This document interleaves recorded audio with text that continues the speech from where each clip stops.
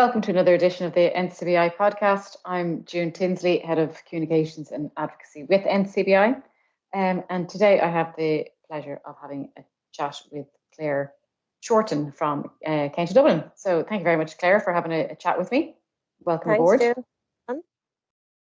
And I suppose for the benefit of our listeners, I know you are a qualified secondary school teacher and that you're presently looking for employment and living in Dublin. But is there anything else you'd like to tell the listeners about yourself? I suppose I'm 31, so I was qualified as a secondary school teacher in 2019. Unfortunately, still haven't gotten a job just yet. I lost my eyesight in 2011 when I was 20 years of age. So there's a big change in that. And I thought, no way am I going to be a teacher again. And I joined NCBI, the training centre, and they were like, yes, you can. So I went to Maynooth University and was able to do geography and history, which I was delighted about. Brilliant. And how did you find the whole college experience? Oh my God, it was absolutely brilliant. I went to Maynooth University and they have a great access program for people with disabilities, any kind of learning difficulties, people from disadvantaged areas or mature students. And they just gave you absolutely everything you needed, any accommodations you needed. I got personal assistance, I got any technology that I needed. So that was absolutely brilliant, you know. Yeah, so I had really great time in Maynooth. And tell us, obviously, if you mentioned there you lost most of your sight when you were age 20. So prior to that, you would have been a student as well. So was there much of a difference between being a sighted student in the school system and someone with a vision impairment in the third level system? Well, yeah, I suppose to me when I had my eyesight, I was in Maynooth and a little bit more independent, you know. But by that, as I said, when I had my personal assistants with me, I had friends and stuff, made loads of great friends and everything like that to help me when I needed help.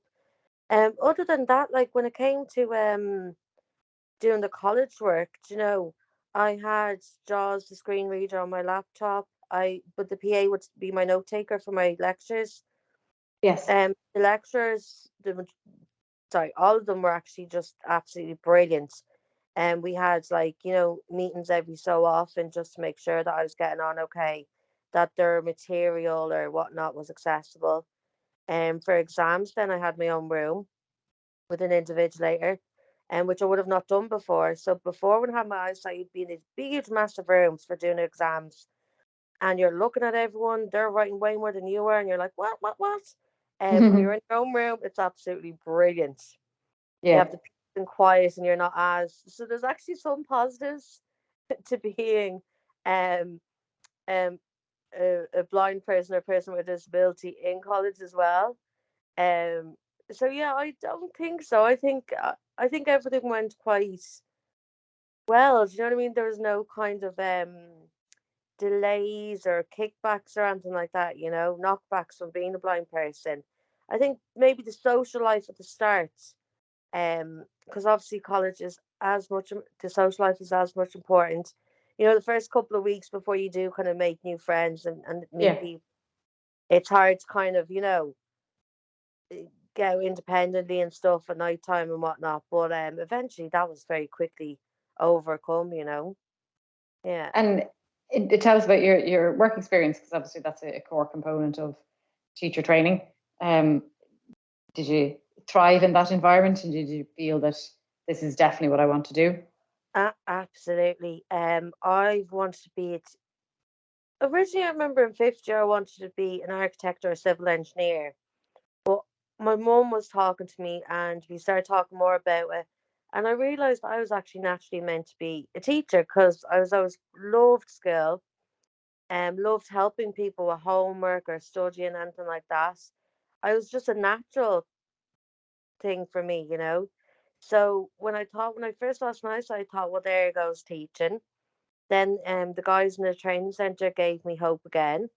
Then Maynooth University, when I had a meeting with the head of the department for geography, And she goes to me, Claire, you work with us, we'll work with you. Again, just delighted. So I'm extremely passionate about my subjects without a shadow of a doubt. But I'm just as, if not more, passionate about helping um kids, teenagers, get through. Yeah. So when I started my work experience, so you're in two different schools each year. So one school 1 year and one school the next year with the Professional Masters of Education. And I remember the first day, June, I went into my first school, which is St. Mary's, so hello St. Mary's. Um, I remember nearly crying because I was just overwhelmed with the joy of Oh, okay. being there. And I remember my PA was like, to me, oh my God, like I'm finally here. And I absolutely loved teaching. Without a shadow of a doubt, I just thoroughly, thoroughly enjoyed it. There was a lot of oh, what would you call it? Like things that I needed to develop, to change, to alternate, as I kind of progressed through my experience of teaching. But like it was Yeah. just fitting great, and there was just nothing better than you go into the classroom and the kids go, "Hi, Miss Shorten," or whatever. Yeah, just absolutely, just even talking about it now, just love it. And even though I haven't been in school in the last 3 years, I'm constantly updating lessons and topics and dreaming about the day I'll get back into the classroom. Yeah. Yeah, your passion is very, very evident. It's fabulous, absolutely Yeah. fabulous. And do you think, from a school setting perspective, that some schools, as you know, have moved on to working purely off iPads, others are still back on using textbooks? Would that make a difference to you, either from a teaching plan preparation or um, a, your teaching style, given uh, how you would manage the classroom? Yeah, well, say for instance, now initially I didn't have anyone but myself in the classroom, like bar obviously the students. So eventually I did start bringing my personal assistant in with me into the classroom to be my eyes. Yeah, Um, and what I think is I don't mind either or textbook or the iPad. It's up to the kids. Again, kids, they are teenagers, but anyway, um, it's completely up to what format the students want, more so than what I want, and I can make myself learn. What form suits them. So it really doesn't matter. Like for instance, if I have a personal assistant can read out to me their homework, written homework, or the kids can email it to me. It depends on what the students want, because at the end of the day, it's their education. You need to adapt around them. yeah, fair They don't point. around me, if you get me. Yeah, yeah. But it's just interesting how some schools have made that transition to everything online learning, and others are still in textbooks. And I Yeah, suppose it's and just down to the school. yeah, and it's down to the school. It's also down to the school, the resources the school have. So Yeah, some schools may be able to afford iPads, but I think it could be a little bit of both. It should be a bit of both. Students should still know how to read a physical book, and then they shouldn't be on the iPads or computers all day long, because what are we talking about here? Being blind or vision impaired, their eyes might go all googly, if yeah, they're looking yeah, at screens all day long. I think the iPads and using technology is great for students because it allows them to do their own research into a topic instead of just going by the generic textbook. yeah, yeah, yeah. That's So there's true. That's true. positives for both. Yeah. Yeah, yeah. And I suppose, as you said at the outset there, you're actively seeking employment in a secondary school, and I suppose that's no doubt been exceptionally frustrating. And is there any thing you feel that could help an individual such as yourself to kind of level the playing field, or do you feel employers are just a little reticent to hire someone who's blind or vision impaired, or do you feel that has been a factor at all? Yeah, well, I think, as I was saying, June, this is now my fourth year applying for skills, and I've applied for dozens over the last 3 years, and not even an interview. So I remember then questioning, I think after the second year of nothing happening, I kind of questioned, is it, to do with my eyesight?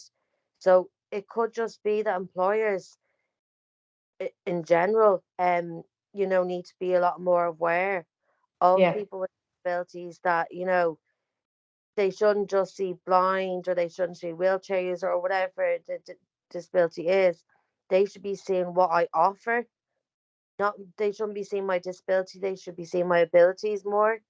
And I think true. just spreading awareness, and I suppose employee training, which I know NCBI, Ahead, all these organisations are by all means doing, but we need to really heighten it big time, because I don't know what the statistic was. I think it's something like, is it 24%? I could be completely wrong, so do not quote me on this.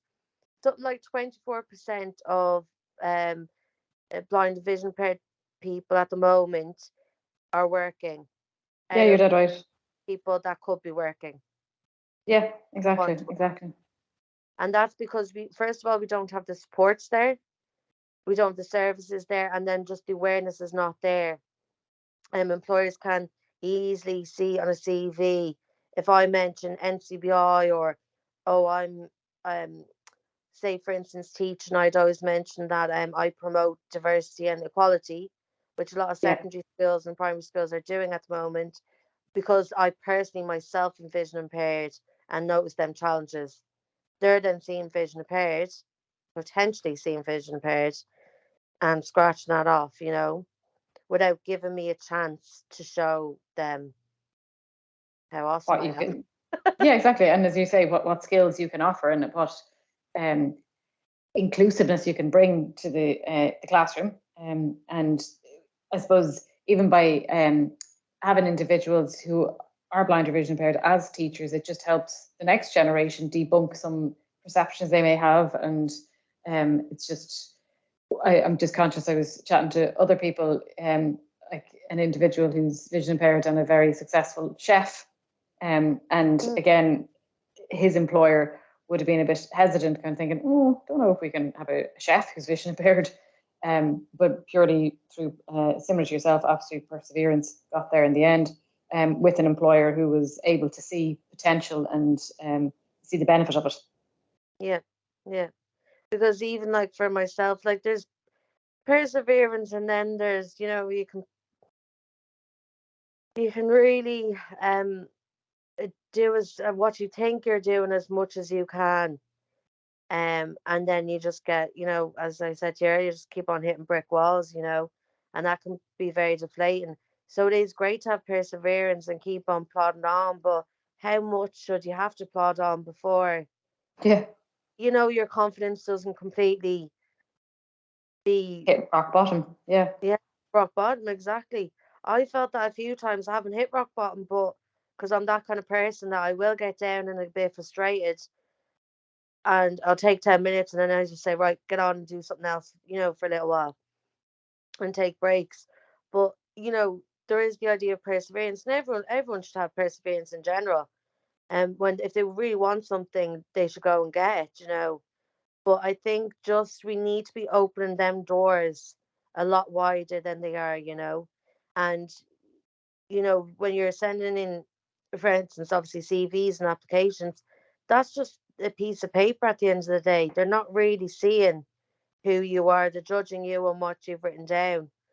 yeah, And I remember when I thought about the maybe the blind thing being somewhat against me, I put up a video. I was doing a promotion for Maynooth University for the Access program, and actually a photographer came in and was taking videos of me teaching in my one of my first skills that I was doing my experience in. So I attached that yes, link to the thing, thinking, oh my god, maybe if they go in and see that, they'll physically see me teaching. But that hasn't obviously worked very well. Yeah, so I just think the most important thing for anybody is just awareness and understanding, and giving us a freaking chance. If this if the woman, Jan, sorry Jan, for saying your name, she was the head of the geography department in Maynooth. She said to me, she was probably worried like crap. Do you know what I mean? That a blind girl's going to be learning geography. It's a very visual subject. And True. all they said to me was, if you work with us, we'll work with you. And if they It can would, just give us just a chance, do you know what I mean, to show that we can do it, you know? I suppose Yeah. that's a very motivating sentiment. If you work with us, we can work with you, Yeah. and it's exceptionally inclusive. And I suppose it's that drive for inclusivity that has encouraged you to be our facilitator of our East Local Advocacy Network. So I hope Yeah. listeners are aware that, thankfully, due to Claire's involvement and others, our network of local advocacy networks scattered across the country is expanding into the East region, and the first meeting of that is on the 25th of April. Details are on the NCBI website. But is it true to say, Claire, that that is what's motivated you to get involved in our local advocacy network? Oh, absolutely. I remember years ago when I started in the training centre in NCBI, and I never met a blind person or a vision impaired person before. And the minute I went in, oh my God, it was brilliant getting tips and tricks off other people, talking about issues and whatnot, local issues. And now what they've done is for the last while, they've set up these advocacy meetings on Microsoft Teams that are held once a month. And you go on in your group and discuss local issues like traffic lights, um, buses, Irish Rail, do you know, anything at all, bins, anything at all that's in your own local community that's frustrating you as a blind and vision impaired person. Um, you know, we go on to the meetings, we discuss and we make an action out of it. We want to make sure that we campaign about it and we get things sorted. So I really highly recommend for anyone to join an advocacy group. As you said, June, they're all over Ireland. So you just get on to the advocacy at NCBI and sort you out. I'm the facilitator for the East LAN, and that is for Dublin, Kildare, and Wicklow. Yes. And the first meeting of that will be the 25th of April. And it's just going to be an introductory meeting where we all get to know each other and set our kind of agenda and issues for the following meeting. So I'd highly recommend it for anyone. Yeah. And I mean, as you rightly say, Claire, it's an opportunity to discuss what is frustrating at a local level and see how individuals can come together and put a spotlight on that local issue to get it fixed. And I feel there's nothing more important than empowering people who are blind or vision impaired to lend their own voice to local issues. It's just so much more powerful than like NCBI as a corporate body.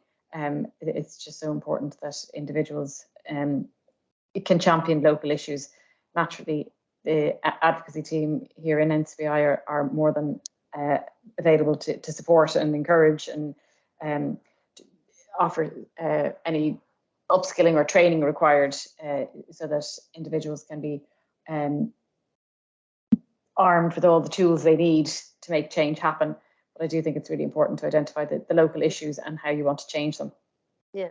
And I think as well, it'll give people confidence as well. You know, if I had a problem, say, one of my local traffic lights, it's not audible, you know, I'd be like, oh, that's such a pity. But then if I go on to this, then I'll see other people have problems. Right, then let's do something about it. You know, you get more of the confidence and support to say, no, you're not wrong in thinking that you need to get that fixed, you know? Yeah. So I Yeah. think yeah. So certainly jump onto the NCBI website. All details of the East LAN are available there. And I suppose the final question that I pose to all my guests are, if you'd one piece of advice for someone who's recently been diagnosed with a sight loss condition, what would that be? Easy, don't give up. Like, don't give up, first of all. You still have your life, you know, by all means ahead of you. Definitely do not um sorry, I'm after confused what I'm trying to say. You don't feel ashamed or whatever about going and getting help. NCBI is absolutely brilliant. Get onto them, get onto your community resource worker, anyone, get onto me. Do you know, I'm on Facebook, whatever. Get onto someone that also has lost their eyesight, because for me, that was what made me more confident in myself, was talking to other blind vision impaired people. And I remember for the first year of losing my eyesight, oh God, everyone treated me differently because they were trying to understand. And then the minute I got into NCBI, the training centre there, I met other blind vision impaired people. It was just like a weight lifted off my shoulder. So I'd highly, two advices would be: don't stop dreaming. Even though it's taken me nearly 3 years to get a job, I'm still, dreaming away. Um, and definitely, get in contact with other blind or vision impaired people that will give you some kind of support, definitely. Very practical and heartfelt advice there, Claire. Thank you very much. Yeah. And I suppose if anybody is interested in availing of our services, or reaching out to other people who are blind or vision impaired, to know that they're not alone, and to share Yeah. their joys and concerns and fears and realities. Anyone can access our services through the website, which is ncbi.ie, or alternatively call the helpline, which is 1800 911 250. But for now, Claire, I would just like to say thank you very much for your time. I wish you all the success as being facilitator in the East LAN. Thank you for your involvement, and best of luck with the recruitment. I really sincerely hope you get into school in September, because those students will certainly benefit from your enthusiasm as their teacher. Cheers, Jane. Thanks so much now again for having me on. No problems.